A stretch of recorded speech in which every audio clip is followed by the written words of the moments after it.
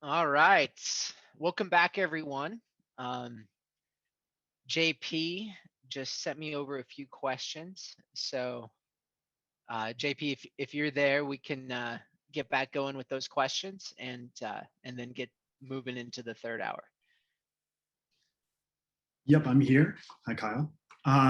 So the first question I actually have for myself, because we've been getting a lot of questions both in the Q&A, by email, and in the chat, and that is whether this session will be recorded, and if so, will a recording be made available? And the answer to both of those is yes. This is being recorded. We will have the recording available sometime in the next couple of days, and for all registrants, we will send out an email to you as soon as it is up online. So you'll get an email in the next few days from Assistan. We will also put it up on our site, and I'm sure Kyle will be happy, if you reached out to any of you individually with the link separately to join the webinar, and I'm sure you can get in touch with you with the recording there. Yeah, once the video is ready, I'll probably tweet out the link as well if you do follow me on Twitter, or you could look me up there too, and I'll post it to the GitHub page. So you'll be able to find it there too. So there are a couple other questions I think really specifically for you. Yeah. The first one is, are there any tools for merging multiple years of data as kind of a compromise between the 1 year and 5 year estimates? So that way you can get more current data than the 5 year data would provide, but with a smaller margin of error. You know what you can do, at least out of the box, there aren't tools for that. What you conceivably could do, however, is grab data, say, for a couple years, for say the 2018 and the 2019 1 year ACS, and then use the functionality that's available inside of Tidycensus to calculate, say, an average over those 2 years, and then a derived margin of error, which will be a smaller margin of error than what you would have, say, for 2018 or 2019. And it would just be important to interpret that appropriately. This is the average value between these two ACS years. This is the derived margin of error, based on the formulas provided by the Census Bureau. Again, out of the box, that's not something that I know of that exists, but you could reasonably use that approach.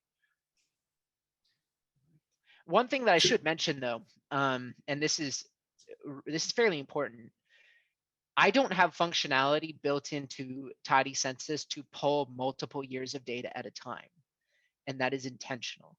The reason why that's intentional is because although variables do not change between ACS years in the detailed tables, they can change in the data profile or some of the other derived data sets. And so if you're not careful with this, for example, DP02006-8P in the 2015 to 2019 data profile is percent of the population age 25 and up with a bachelor's degree. In the previous 5 year ACS, it was 67, not 68. And so if you had tried to combine, you'd be working with different information. And so there are ways, and I've seen multiple people even come up with their own functions for doing multi-year ACS analyses. Just exercise caution and just double check that your variables align. Another issue that does come up in the detailed tables is in early versions of the ACS, there were fewer sort of combined tables than there are now. And so sometimes you might look for a variable that exists in the most recent ACS, and you go back 10 years or even 5 years, and it doesn't exist in that data set. So just a couple of things to be mindful of when you're doing time series work. Right. So you provided the perfect segue into another question. We've had multiple people ask about, as you said, earlier versions of the ACS. We've had multiple people ask about, will the R package, will Tidycensus provide ACS data before 2005? The ACS only goes back to 2005, so that's as early as we have. You can get 1-year ACS data going back that far, and you can, but the earliest you can get 5-year is 2005 to 2009. You can get earlier data from the decennial census going back to 2000. We used to support 1990, but census took down the 1990 API. I don't have a timeline for when they're going to put that back up, but when they do, we will support it. Earlier than 1990 is not, I believe, is not a high priority for the Census Bureau. I have heard that to provide in API form. So Tidycensus will not likely go earlier than 1990, and right now it does not go earlier than 2000. NHGIS is your solution for historical work. They have put in the grunt work of assembling and harmonizing those data sets. And for any historical researchers who really do need to go back, that's where you should look. They are actively working on programmatic access to their data. If you kind of want to have that R-based workflow, but be able to get that historical data, the IPMS-R package is a good place to look, and they have staff that are actively working on improving that interface all the time. So that would likely be your solution. And one last question. This one is focused on the educators. Yeah. So if you were teaching undergraduates, would you start with base R, or would you feel comfortable starting with tidyverse and skipping base R? Wow, that's that's actually kind of a loaded question. Some of you who are in our community might know. This has been the subject of some fervent debates. I sort of skirt the question because I teach Python to my students. I don't actually teach R at TCU, just for reasons. I'm an R user, but a Python teacher, and that's because Python is really an essential skill for geography students, and so that's why I go that route. I would personally go with the tidyverse. That's what I would do. That would be my approach. It is based on my personal experiences, and that's not necessarily going to be right for every application, but thinking about the types of work that I do, I tend to teach and work in areas of exploratory data analysis and also spatial data analysis. And the SF package, which allows you to do all sorts of interesting GIS work in R, integrates extremely well with the tidyverse. Base R is extraordinarily powerful. It's continuing to get better. I think once you get to a certain point with R, it is helpful and important to know how to use it. And if I were teaching that, I would incorporate in, the most important pieces as I went. But if I personally were teaching an intro to R course, it would likely be tidyverse centric. Part of that is personal bias. That is, really how I gravitated toward R. I was not much of an R user before the tidyverse. That's really what resonated with me. But at the same time, there are a lot of other frameworks that are very, very powerful and very useful. A lot of people do very, very well with base R, and there's a whole lot of knowledge and, an infrastructure behind that, and that is a perfectly reasonable way to go. And also, a lot of people use the data table package for data wrangling and manipulation, which is very fast and can do really a lot of things. I'm not personally a data table user, but that's not anything against the package. It's just because I sort of learned R through the tidyverse. All right, great. Thanks for those. And turn things back over to you for the third hour.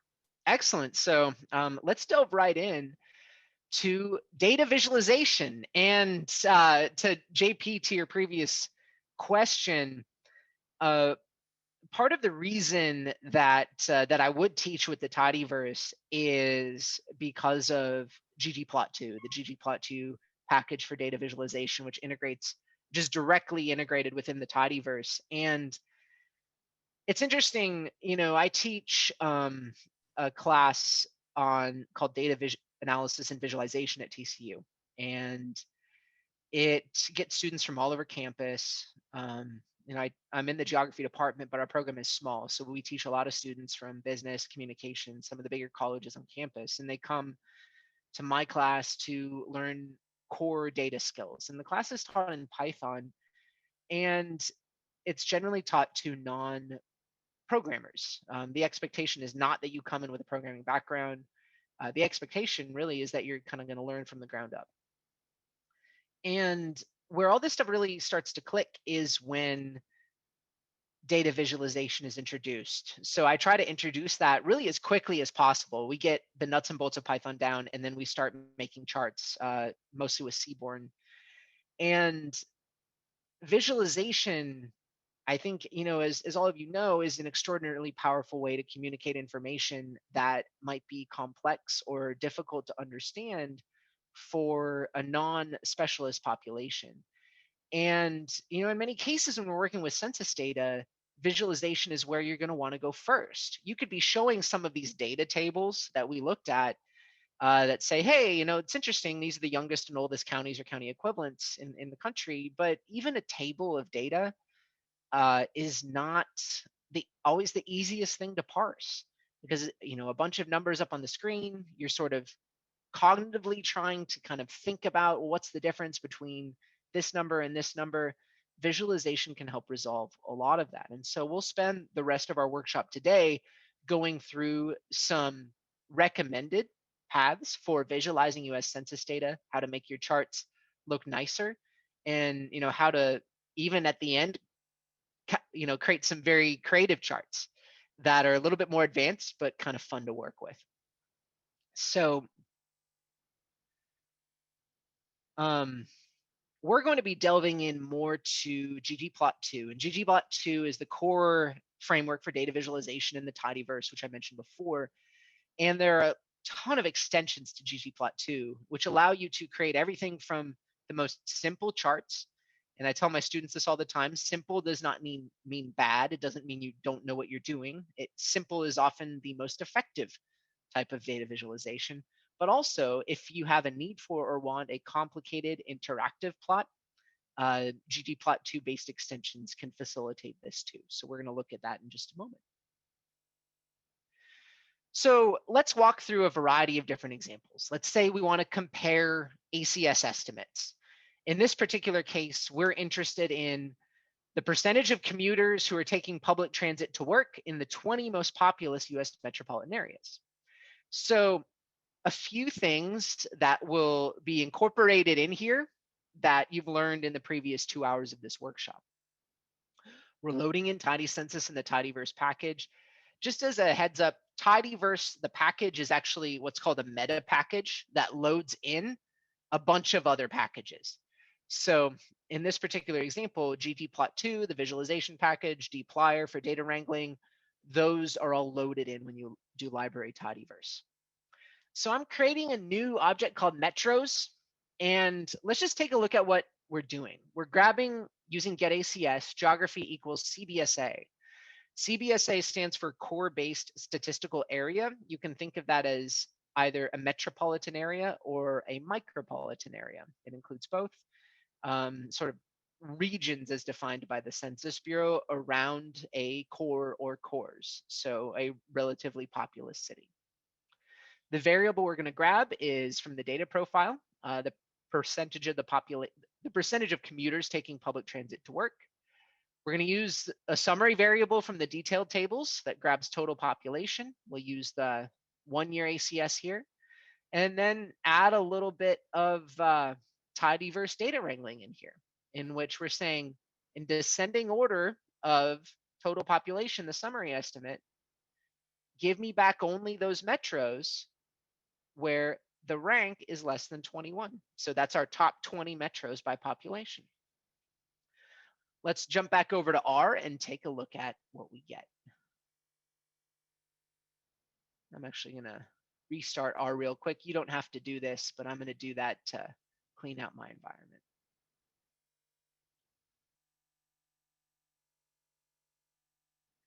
So I pull in this data for metros. And the reason why I restarted R is I wanted to show you this. When you load in tidyverse, it shows you all of the packages that are brought in. These packages, GGplot2, dplyr, and then some other packages that are used for data manipulation. So now I have my metros data. A handy function for just taking a quick glimpse, so to speak, at your data is the glimpse function in the tidyverse. What we can do is, we've learned how to do this already and just print out our data. I type metros and I can see, the metros in that capacity. Here's Atlanta with an estimate of 2.8 and the margin of error is 0.2. These are our top 20 metros by population in the US. The glimpse function shows you your data, but in a different format. So it prints out all of the columns as rows as displayed here, and then lets you look at the first few values. So one is not necessarily better than the other, but I wanted to make you aware of the glimpse function to take a peek at your data. It can be very helpful. So here we have a bunch of information. We have the GeoID, we have the name, we have our variable, and then an estimate. And we can kind of take a look at this and see what's going on with respect to the proportion of the population that's taking public transit to work. So let's try plotting this information, a first plot. And we can take a look at this back over in the slides as well. We have here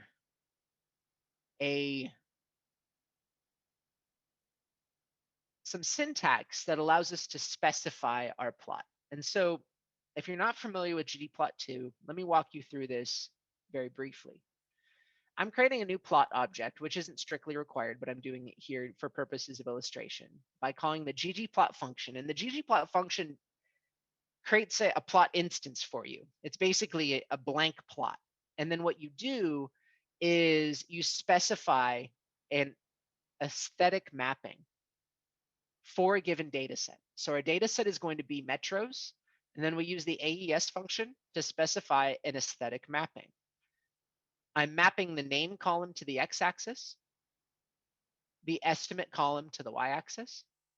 And if I wanted, I could map other data to various other aesthetics, like the object fill or the color or other characteristics as well. GGplot2 is based on the philosophy of a layered grammar of graphics, and then you can layer different components one by one onto your plot.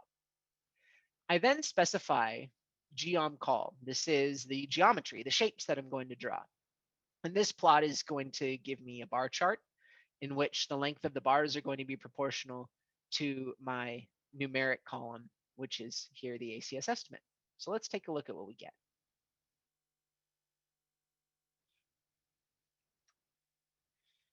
We have here a chart of the percent taking public transit to work. It is not legible at all. It's kind of it's a naive plot in this capacity. However, we can see that, okay, here's one bar that's really, really high for New York Metro. We know that's New York. We have some other cities here. The name is totally jumbled. I can't even see it at all because it's all mashed together. I didn't really think about in this example how I needed to format my plot. I just made a plot. But that doesn't mean this plot isn't useful. It allows me to see some of the variations that I have in my data. I can't really understand what it corresponds to, but now I can think about, okay, I have this as a starting point. How do I move on from this and improve? So this is something I do. It's one of my first visualization exercises I do with my students in my classes. I say, okay, if you're going to improve this, what do you need to do? Well, we should move the names of the metros to the y-axis and the estimate to the x-axis and draw a horizontal bar chart instead of a vertical one. Another thing we should do is sort our data in descending order, sort our bars in descending order so we can make comparisons. And part of the reason that these names are so messy, if we scroll up here, is these metro names are very, very long. And I live in Fort Worth, Texas, and it pains me to do this. But when we're making really precise comparisons in a chart, it probably makes the most sense to call the Dallas-Fort Worth Metro just Dallas, because that saves space on our chart. And so what we're going to do here is we're going to cut off this name column either at the dash or at the comma, and remove everything else behind that. So this is something that is a little bit beyond the scope of what we're talking about today. We're using what's called a regular expression here, but I do want to make you aware of the string_r package, which is part of the tidyverse. It includes all sorts of functionality for string manipulation. And so what we're doing here is we're cleaning up that name column. We're saying remove everything after the dash, remove everything after the first comma that you find. And then notice in our aesthetic mapping here, we reorder the name column based on the estimate. Let's see what plot we get back now. That's a lot better. We've cleaned up our metro names. We've sorted in descending order. And now we can clearly make some comparisons. So by far, New York has the most transit commuters, San Francisco, Boston, Washington, that's expected. Detroit, Dallas, Tampa, Riverside, those metros, fairly small proportions. So now we can actually start to have some conversation about what's going on. And this is helpful. Again, if you think about a chart like this versus showing someone a table of information like this that we print out in our R console, this is a lot of information. It's a bunch of numbers. We can't necessarily easily compare some of these values that are very close to each other. The visualization allows the kind of display of this information in a way that's going to be digestible to most of your audience. People can compare proportionality of bars. They know that New York is more than San Francisco because the bar is longer. Now, you probably want to make some additional modifications, however, to your chart and get even a little bit cleaner. And so GGplot2 has a bunch of different themes baked in. My personal favorite is theme minimal. I think everybody you talk to who uses GGplot2, they've got their own favorite theme. Theme gray is the default. I like theme minimal the best. So I'm specifying a theme minimal, and then I use the labs function to specify a title, a subtitle, axis labels, and then a caption to cite my sources. So you'll notice in GGplot2, the different methods are chained together with the plus sign, not the pipe operator. And I know Hadley, Wickham, and the staff at our studio have talked about this. It's in part because GGplot2 precedes the introduction of the pipe operator, but you can think of these working the same way. So you're taking basically your plot, and then you're giving it a new theme, and then you're layering on some different labels. And now we can run that through, and let's take a look at what we get.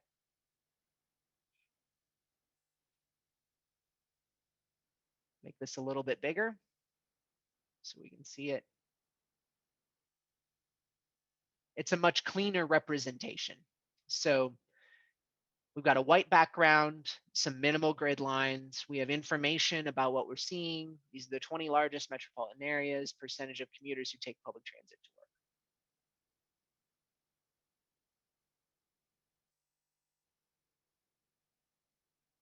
All right.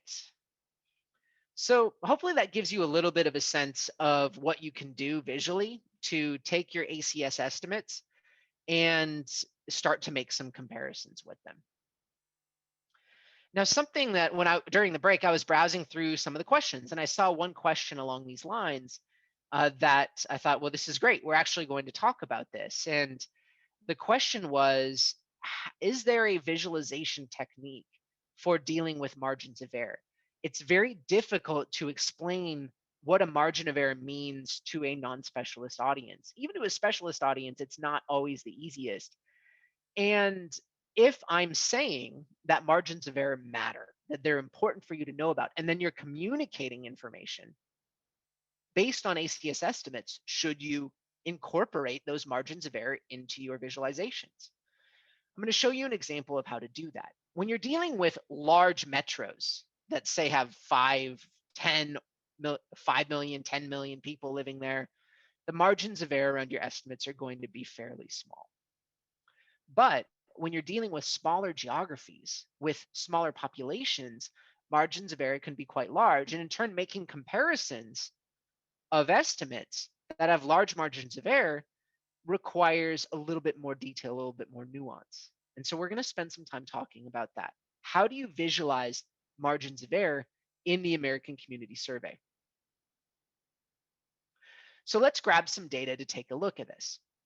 We're going to take a look here at median household income, so a familiar variable for us at the county level in the US state of Maine. We're going to use our string remove function to lop off the county Maine that is appended to the name of all of the counties. Given that all of the counties are in Maine, we don't need this information. And so let's take a quick look at this data.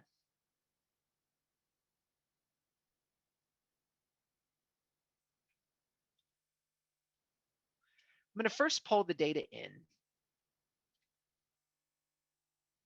and then we'll take a quick look at it.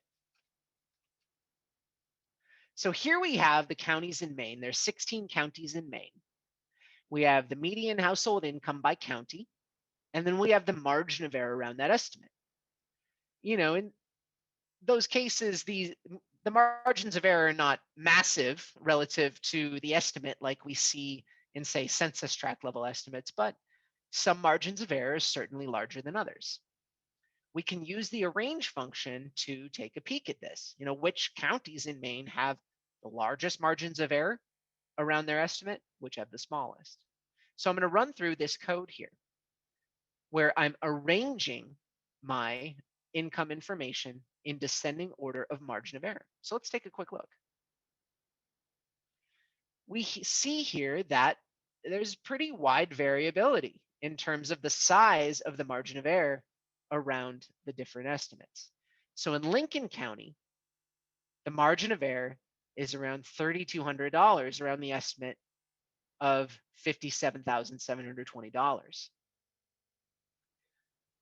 On the low end, say Cumberland County here, we have an estimate of 73,000, but the margin of error is much smaller. So we have greater confidence of where that point estimate actually falls.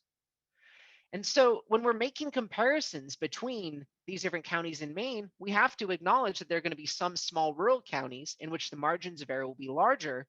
And there are going to be some larger, more urban counties like Cumberland County, where Portland is located, where the margins of error are going to be smaller because we have more people that we can draw from.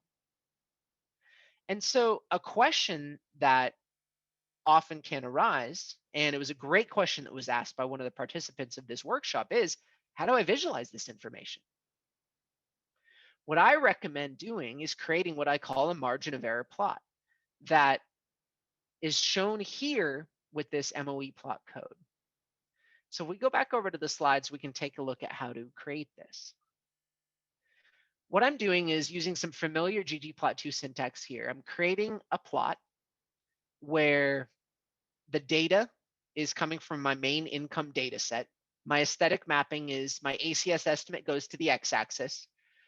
My sorted in descending order name of the county is going to the y-axis. So it's a similar aesthetic mapping to what we used previously. I'm then using a couple different geoms here that I'm going to layer on top of one another to illustrate margin of error around the estimates.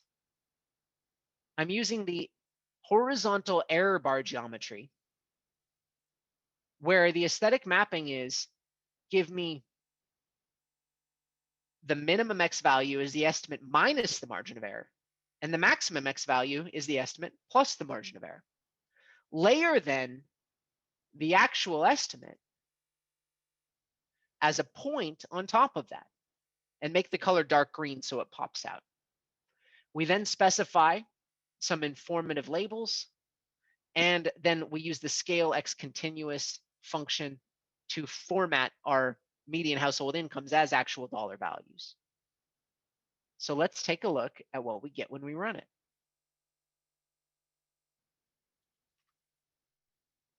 Here we have a margin of error plot. You can call it maybe a TIE fighter plot if you're a fan of Star Wars. It kind of looks like a fleet of TIE fighters that are organized, in this case, in descending order. Cumberland County is the wealthiest county as measured by median household income in Maine. That makes sense, as the large city of Portland is there. And we can see here, we have the point estimate, and then we have the margin of error around that estimate visualized on this margin of error plot. This allows us to think about some of the nuance in terms of ranking these different counties. For example, we can be fairly confident that Cumberland County has the highest median household income of all counties in Maine because its margin of error does not overlap the margin of error range of York County, which is the second richest. When we start getting to the middle here, we need to start interpreting these estimates with nuance. For example, we see here Hancock County. Hancock County has a margin of error around the estimate. The estimate suggests that Hancock County has a lower median household income than Lincoln County and a higher median household income than Kennebec County. However, given the range of the margin of error, it's reasonable that the actual estimate, the true value, I should say, the true value of Hancock County could actually be higher than Lincoln County, but also higher than Knox County, though it could also be lower than Kennebec County. So hopefully this isn't making your head hurt too much and thinking about, okay, I'm trying to make comparisons here, and you're telling me that it could actually be higher than this county, it could be lower than this county. Well, given that the data that we have are based on a sample, that is accurate. And this is a way that we can start, however, interpreting our ACS estimates. We're saying here, yeah, we do think that this is where the ranking is with respect to incomes, household incomes of counties in Maine, but it's important to understand that these estimates are characterized by uncertainty, and you can see the range of the uncertainty around these estimates is visualized in this margin of error plot. I find this to be a pretty useful visual heuristic for thinking about and showing people how and why margin of error matters and impacts your downstream data analyses. All right, so let's start getting into some more advanced charts that are kind of fun to work with that Tidycensus facilitates. And GGplot2 is doing the heavy lifting here, but my goal at the beginning developing Tidycensus was in many cases thinking about, in my research, in my teaching, in my professional work, all of these visualizations that I want to use on a regular basis. How do I get there faster? As you know, as data analysts, the data wrangling process to get data in the right format for the right visualization, that can be fairly laborious. And so ideally, we can make creative visualizations with not a whole lot of data wrangling code. There's always going to be some of it because you want to make sure that you're removing the chart junk that you don't need and that you're clearly expressing what you're trying to express. But we'll show you kind of some examples here of how you can make some fun visualizations that you'll be able to take away after this workshop and play around with. So let's take a look at population pyramids. Population pyramids are one of the most popular visualizations for looking at the demographic breakdown by age and sex of a population. And we're going to use a new function in Tidycensus to get data for these population pyramids. We're going to use get estimates to talk to the population estimates program API. I added this in 2018 to Tidycensus. Originally, my plan was just decennial census and American Community Survey. That's all it's going to do. The Census API package is great. It already does all of these other APIs, and I still do feel that way. But I wanted to add get estimates with the population estimates API because I felt like the data that were coming back were very much aligned with the broader principles under which I developed the package. So get estimates allows you to pull in different products that allow for some different demographic statistics that aren't necessarily found in ACS. So you can grab population estimates you can grab components, which is very useful and interesting. You can get births, birth rates, deaths and death rates, and migration. And you can get housing information and then also characteristics. And the characteristics product, which we're going to use here, is very handy because you can break down your data along a kind of variety of axes. So by race, ethnicity, and by age and by sex, and create really customized visualizations in that capacity. So let's take a look at what population estimates data look like. We're going to look at for the state of Utah, and we're going to grab characteristics. So this will give us population estimates broken down by sex and age group. We're going to use informative labels, and we're going to grab data for 2019. So let's go over to R and run that through and take a look.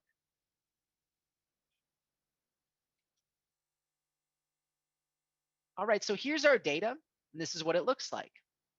We have here a similar kind of structure to what you get back from, say, a get ACS or a get decennial, but a little bit different in that we have our breakdown groups associated with the different values. So this particular value, any given row, is a state, sex, age group combination.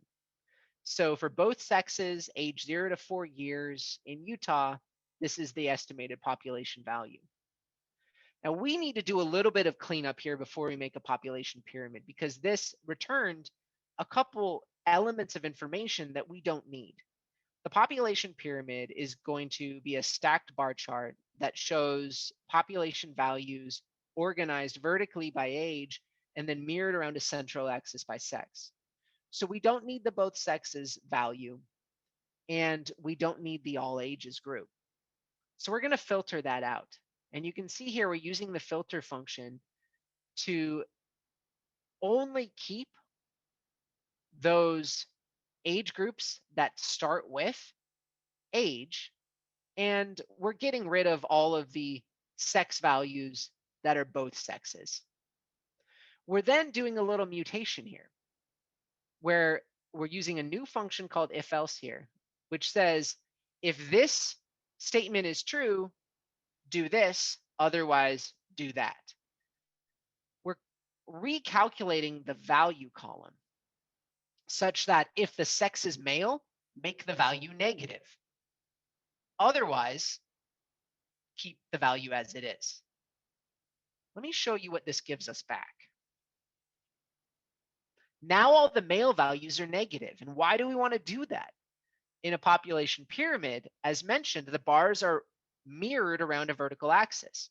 So the male bars will go to the left and the female bars will go to the right. Once we've done this, we can make a first population pyramid. So flipping through here real quick, let's take a look at our ggplot code. Once our data are formatted the right way, we can make a population pyramid with a minimum of visualization code. My data set is my filtered Utah data. My aesthetic is I'm mapping the value column to the x-axis, the age group column to the y-axis, and now I'm using a new aesthetic, fill, and I'm mapping the sex column to the fill. So we'll get a different color of bar per sex. I use geom_call to make a bar chart, and let's take a look at what we get back.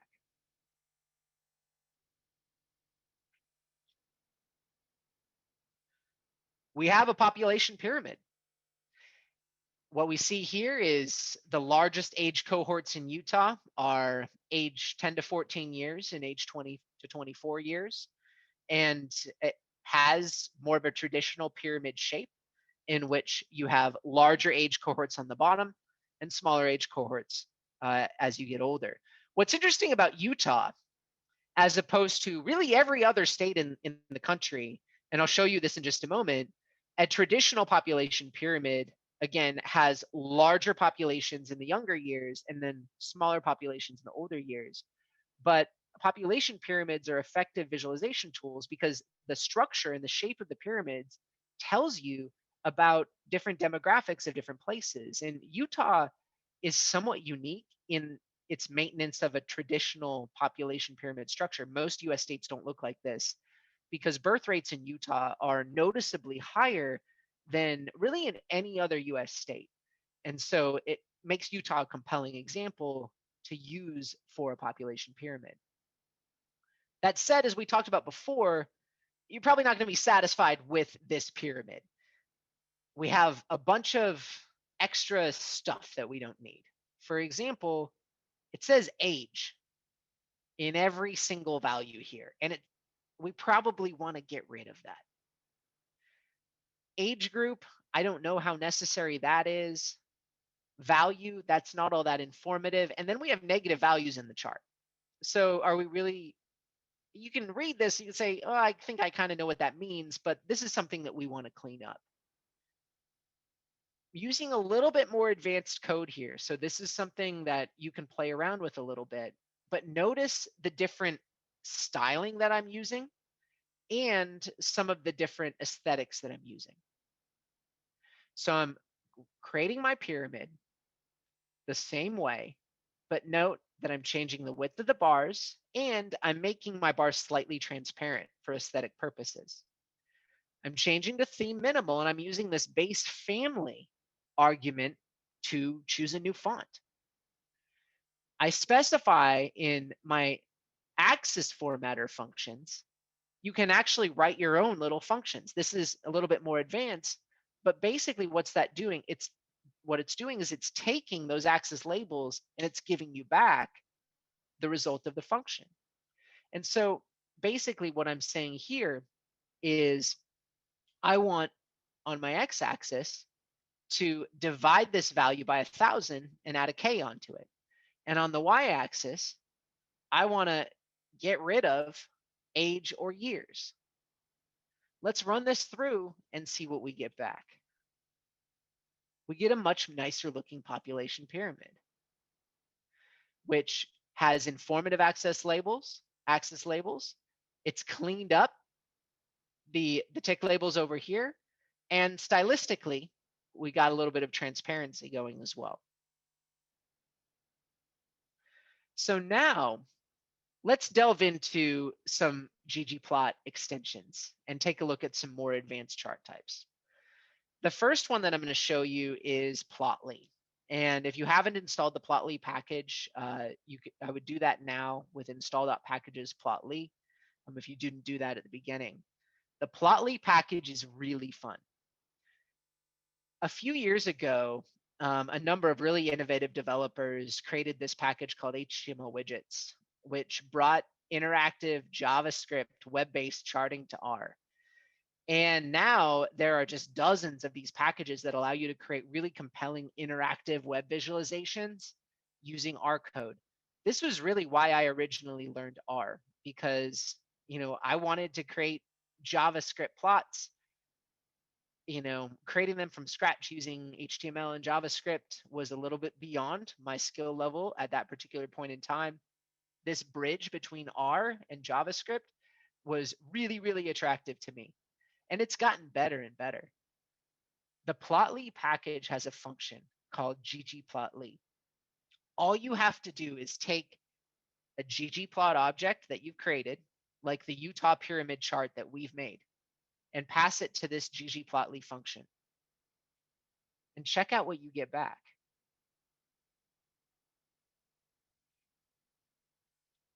I run that through.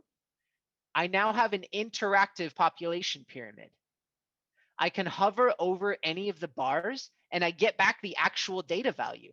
So for women aged 65 to 69, the population estimate in Utah in 2019, the population estimate is about 64,000. For men or for males aged 10 to 14, you can get back that exact value. Now, granted, I could do a little bit more cleanup as well in my data if I wanted to format that tooltip, but I just wanted to show you very briefly with a single function and a minimum of code, you can convert over your ggplot object and your ggplot2 creation into an interactive chart that preserves most of the styling. And Plotly, it's not just about the hover tooltips. I can click to turn on and off different data series. Or if I want to, I can use this little zoom feature. Let's say I only want to look at older age groups. I zoom into this part of the plot. And now I have an above 50 population pyramid for Utah. I can double click and it takes me right back to the original plot. This is a lot of fun to play around with. I'd encourage you to try it out. The very last piece that we're going to take a look at for our workshop today is ggplot2 extensions. And ggplot2 is a phenomenal and customizable package for visualization, and it accommodates extensions where the community can come in and create new geometries that they can work with, create new functionality in ggplot2 that allow developers and analysts to create all sorts of interesting plots. GGanimate is maybe one of the most fun ones. I'm not showing that today, but I'd encourage you to take a look at that. It, in a very straightforward way, allows you to create animated charts. It's very, very fun to play around with. I'd encourage you, if you have the slides up, to follow this link and take a look at the extensions. A couple fun visualizations just as a takeaway from this workshop to look at. One that I really like is the bee swarm plot, which you'll see here. This bee swarm plot, it's called as such because it looks like a bee swarm of dots, but it allows you to see the distribution of values, in this case by category. So what we're showing here is census tracts in New York City. And it shows the household income distribution of census tracts in New York City by the largest racial or ethnic group in that tract. And New York City has a lot of census tracts that have a plurality or majority of non-Hispanic white, non-Hispanic black, non-Hispanic Asian, or Hispanic populations, which makes it a nice example for purposes of comparison. And so you can get a sense here of where, say, the median values are, where the values tend to cluster around. And we see how the distribution of plurality white tracts with respect to median household income differs from, say, plurality black or plurality Asian or Hispanic. But you also can take a look at the range and the variation, which is often lost when you're having conversations about, okay, what is the average value? In this case, there are some very, very wealthy white census tracts in New York, but also some lower income ones.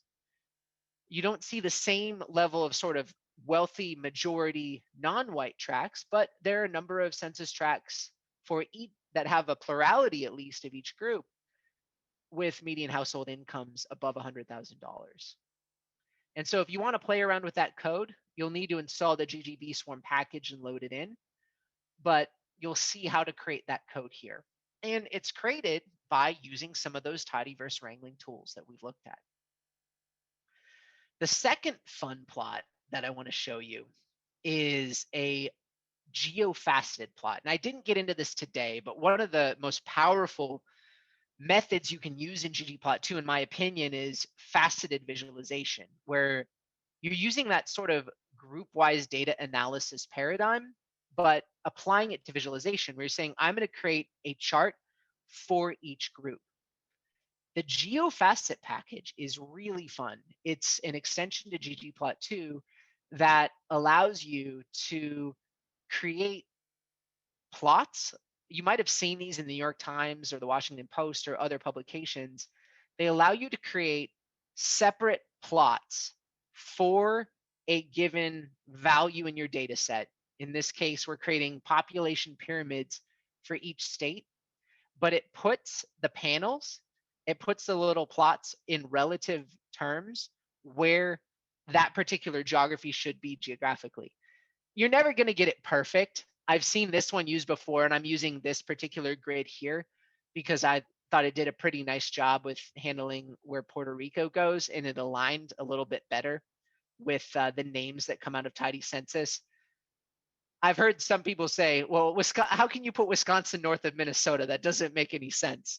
And I get it. There are a lot of different grids. There are international grids for those of you who work internationally.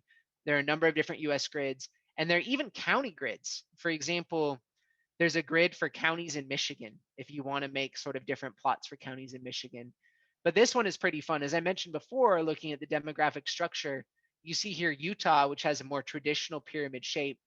You can compare that with places like Maine or Vermont, New Hampshire, which have older populations. Or you look at North Dakota here, which has this bulge, which is due to sort of, oil and gas workers who are coming to work in the oil fields. and move into North Dakota for those reasons. So interesting narratives, advanced visualizations that you can use and create with your Tidycensus data. So the code is available here for you. You need to install the Geofastic package. If you want to play around with this, you're welcome to do that. All right, so a couple things, and this is sort of a takeaway, and we'll have a little bit of time to answer a couple more questions if we have them, but a couple exercises that you can do on your own time if you want. Pick a different variable in the ACS for a different location potentially, and create a margin of error visualization of your own. And try modifying that population pyramid. Play around with it. Use different colors. Use it as an opportunity to learn some of those advanced features in GGplot2 and try to customize that pyramid to your liking. All right, that's all I have for today. Thank you so much for those of you who spent the entire time here. If you spent part of the time here, if you are flipping through the video, I really appreciate your time. Bill, JP, everyone at Michigan, I really appreciate the invitation as well. And this isn't the end. We're coming back next week, same time, and it's going to be all about spatial data and spatial analysis. So if you're thinking, well, this visualization is great, but I really want to make a map, I need to make maps of census data. Tidycensus helps you do that. You're going to learn all about that next week. So thank you so much, everybody. I appreciate it.